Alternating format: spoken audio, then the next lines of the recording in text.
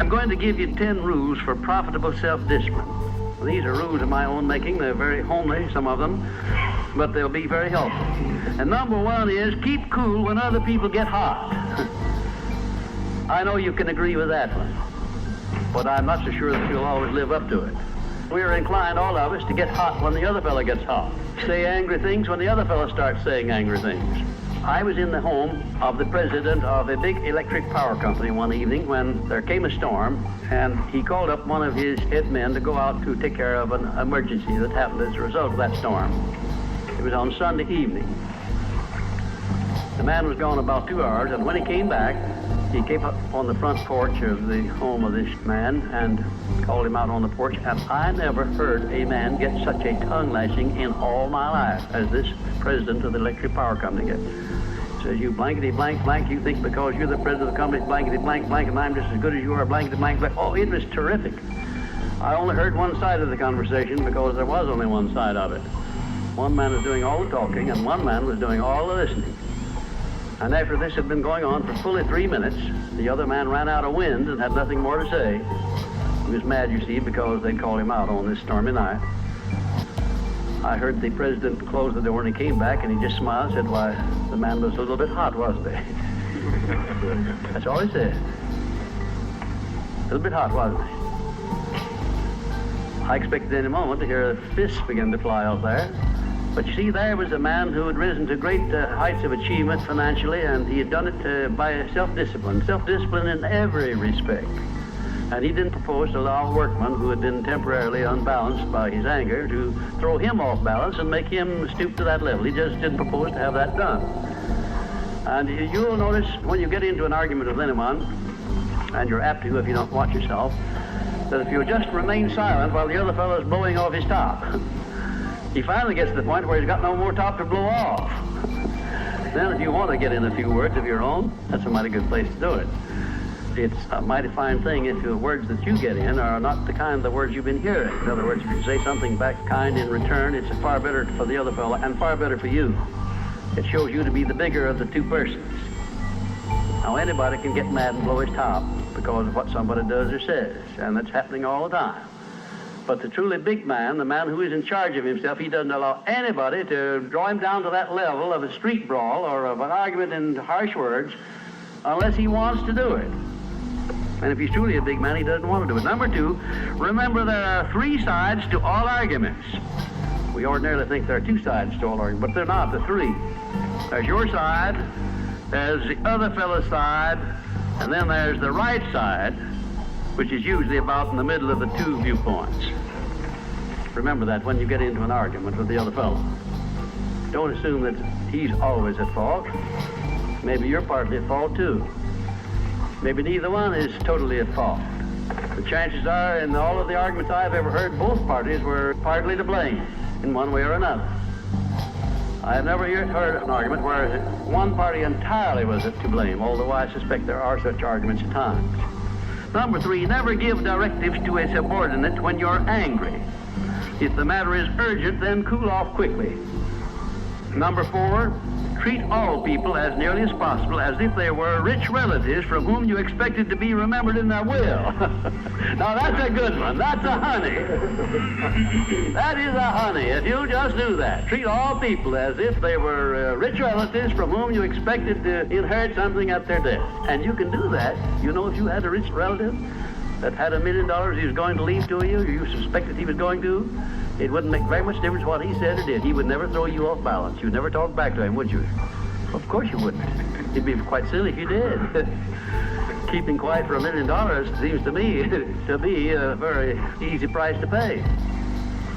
Number 5, look for the seed of an equivalent benefit in every unpleasant circumstance with which you meet, no matter what the unpleasant circumstance is. Make it a point to discipline yourself so that you look for that seed of an equivalent benefit, and you start looking in connection with the circumstance. Don't wait a week or 2 till you've all worked yourself up about it. Start right in where you stand. It'll lessen the blow. It'll lessen the hurt of the wound, whatever it happens to be, if you start looking for that seed of an equivalent benefit. And number 6, learn the almost forgotten art of asking questions and then listening to the answers instead of getting the other fellow told off. It gives you an awful lot of satisfaction when you're angry. It gets the other fellow told, doesn't it? And the temptation is very great to do that. I know, because I've been there many times. Don't do it. Be bigger than that.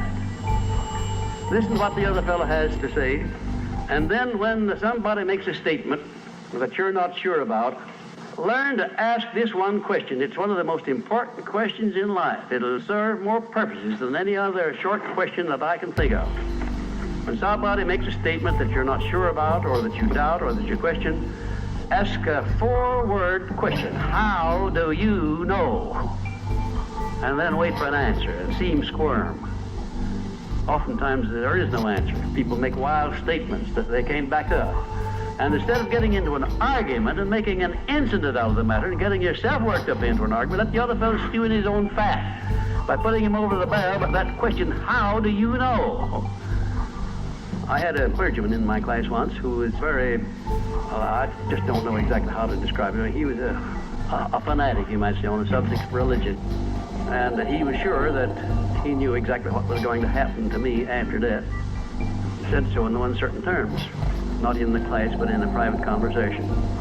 He raved and ranted for quite a little while about it. And when he got through, I said, how do you know, Parson? And that really put him over the barrel. He said, that's the way I feel about it. That's my faith. I said, well, now, having a belief and faith is one thing, but having evidence is something else again. How do you know what's going to happen to me after I die? I don't know, and I doubt that you do. How do you know? Well, he never did give me a satisfactory answer. There are a lot of questions that come up in life in connection with which if you'll ask that one thing, how do you know, you'll find that the other fellow will be off balance, and you don't need to make an incident out of what he says. You don't need to get mad at what he says. 7, never say or do anything which may influence another person without first asking yourself this question. Will it benefit him or hurt him?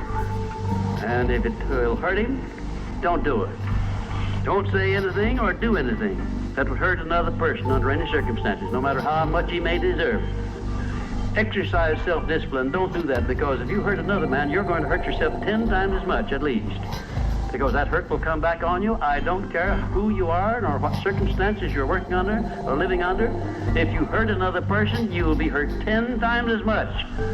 And if the hurt doesn't come immediately, the rate of interest on that is compound interest on compound interest, and it'll be 100 times as great if you wait long enough.